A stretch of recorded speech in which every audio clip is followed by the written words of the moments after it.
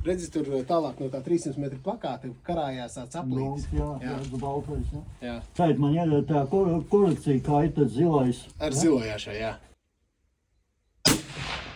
Nu re, viss. Volā.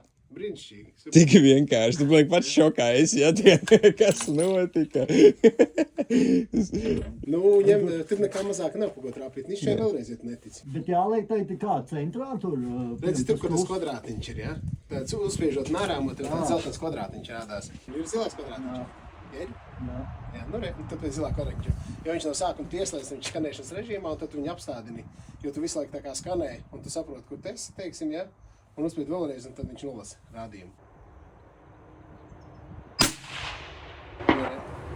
Nu, viss.